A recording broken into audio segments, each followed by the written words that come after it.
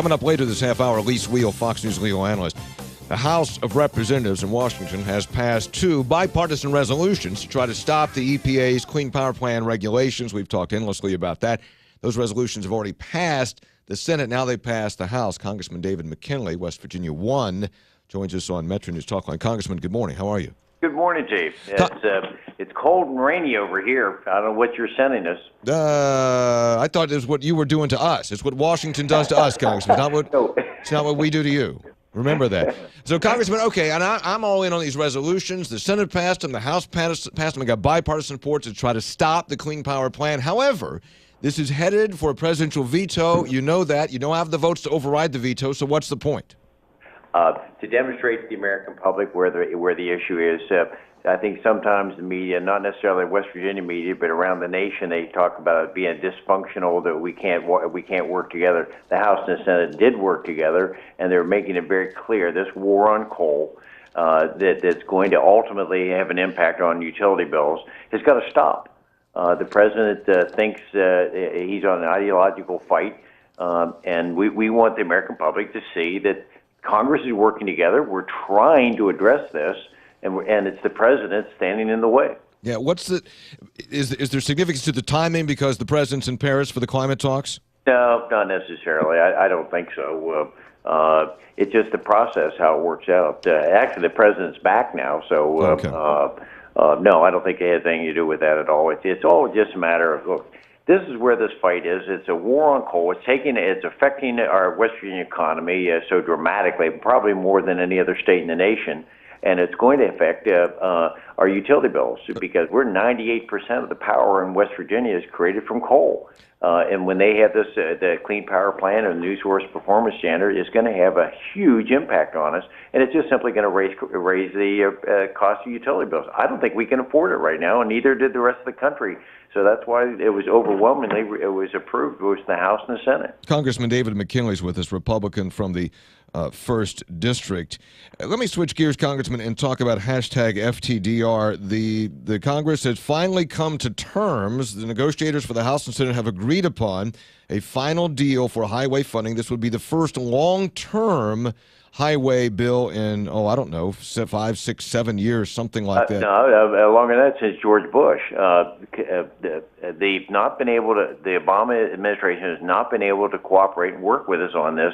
For what we understand, he's okay with this. He came to the table, and we've developed a compromise piece of legislation. So it's the first time since George Bush was president that we have a long-term highway bill. I believe there's $300 billion in this. Is that correct? Yeah, that's it. Yeah, and some of that's new money. Because what we want to do is you can't do the status quo. We've got to be able to expand, and especially in rural states like West Virginia, we have to have more money for our roads and bridges. And I think I'm proud of it. We've been able to accomplish something. We were able to convince the conference committee to add more money to rural roads like we have in West Virginia, roads and bridges. So how is this money divided up? How do you know what West Virginia's share is? How does that determined? How's that work out? Oh, there are all kinds of formulas with that, but we're working with them on that, and I have every indication. They've asked us not to release the final number, but I can suggest to you that it looks like West Virginia is going to get more money than in the past, and that's a real positive sense. I think we've accomplished something with this by continuing this focus about urban centers versus rural, and as a result, they're going to put more money into West Virginia. Congressman, on that bill. And I was reading about it this morning in Politico, and historically, the federal gasoline tax, 18 some odd cents a gallon, has been used to fund the federal highway program. However, we know that that's not keeping up with the demand, and the Congress has had to find money from elsewhere for all these extensions that have been done. So in this bill, again, it's not completely funded by the federal highway tax. In Politico, there's a quote from Reed Ribble, Republican of Wisconsin, saying you have to weigh it. Do the benefits of policy offset what I think are phony pay-fors? Phony pay-fors. So where's the money? Where are you getting the other money for this that the tax isn't paying for? Well, I know Reed, and he's one of the few people in the industry here in Congress that's formerly from the construction industry. So he and I've had a special relationship. I disagree with him. It's his opinion that it's phony. I think there can be some issues with it, and they address some of them. I personally, I had a problem with going into the Strategic Petroleum Reserve, and because they had too high an expectation. But it looks like they've changed that now. So they're not going to try to get $9 billion. They're going to get $6 billion now out of it. But it's just a matter of looking at the reality of what's going to happen. So I disagree with Reed on that. Do I think some of them are questionable? Of course. But I wouldn't call them phony. It's how their interpretation, how it works. The bottom line here, Hoppy, has to be, look, let's not make perfect the enemy of good. We've got a program here that's going to be a 5-year plan. It's the first time we've had it since George Bush. It has no new tax increases. That's what a lot of us conservatives have been pushing for on this. Even the effort that they're going to do back on the banks, no West Virginia bank is going to be affected by that tax. Other larger ones in New York and California, Texas, maybe they will be affected with it, but no bank located in West Virginia will bear that burden. So a series of issues, trying to put it together. Bottom line, I think it's going to be good for us. Congressman, this is excuse me. This is easy for me to say because I'm sitting here and I don't have to. If there were a tax increase, I wouldn't have to go back to the people and explain that. However, the federal per gallon gas tax has not gone up in 2 decades. Gasoline prices are at really historic lows when you factor in inflation. They're below $2 a gallon. We now have essentially a glut of energy in this country. The highway tax charges those who use the roads to pay for the roads. I know that tax increases are anathema, but wouldn't it make some economic sense to raise the gasoline tax by a few pennies and say those who are using the roads are going to pay for the roads? We haven't raised this in 20 years. We're going to raise the gasoline tax. Hoppy, what happened to you? Where did you become this liberal on this?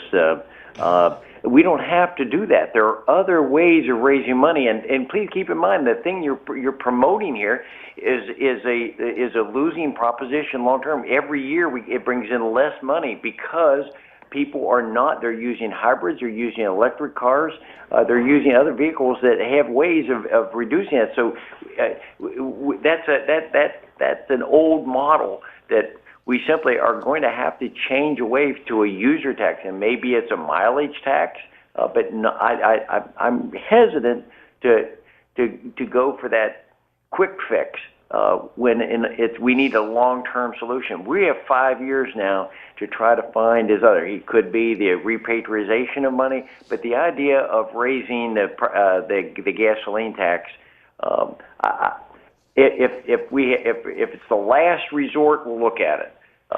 But I hope right now we don't have to go that direction. Finally, Congressman, the House this week is taking up an energy bill that's supposed to modernize our energy infrastructure, improve grid reliability, establish America as an energy exporter. You have a couple of amendments. What's in that bill that's significant to West Virginia? Well, I think the big thing is about coal. We've made sure we've addressed coal, and we've also addressed ethane. Look, with all the gas drilling that's going on in West Virginia, we've got to find markets for it, and we've got to find a way to store it because they don't have people are shutting down their wells because there's no place to put the gas. What we're developing in one of the amendments that I'm offering is going to provide a storage facility so that we will be able to continue to produce our gas and put it in storage so that just like we have the Strategic Petroleum Reserve, we need to have an ethane strategic reserve as well that can be used to create jobs all across this valley or across West Virginia and all through eastern Ohio and western Pennsylvania. If we can get this amendment adopted, it could go a long way. Now, but the problem here, again, Hoppy, is you have to understand the president's already said he's going to veto it. So I think it's good the American public understands we're trying to work towards an energy policy. And for him to continue to stand there and oppose these things, I have a problem with that. Congressman David McKinley, Republican 1st District. Congressman, thank you for coming on. I appreciate your time as always. Take care now. All right, Bye. Good to talk to you. The reason I bring up the gas tax, I don't think that charging a gas tax to pay for the roads is a liberal or conservative idea. we know we're going to have to pay taxes. We know we have to pay some taxes, I mean, for the services we want, need, and desire. It's the public policy question as to what is it that we want, need, and desire, and how do we pay for it, okay? So I get all that. And I'm not necessarily here saying, my God, we got to raise the gas tax. But I am saying that with some cautionary tone here, that the gas tax, I've said this before, of many of our taxes maybe makes the most sense. Those who use the roads pay for the roads. The gas tax, the federal gas tax, 18 cents, whatever it is, has not changed in 20 years. Gas prices are low by comparatively speaking. So if there were ever a time to raise the federal gasoline tax to pay for the roads that we use or for road improvements, it would be now, in my opinion, because, again, that's like a user fee, which makes more sense than most other taxes. But that's a political, somebody described it as that's the third rail of road construction. You can't do it because people would lose their minds.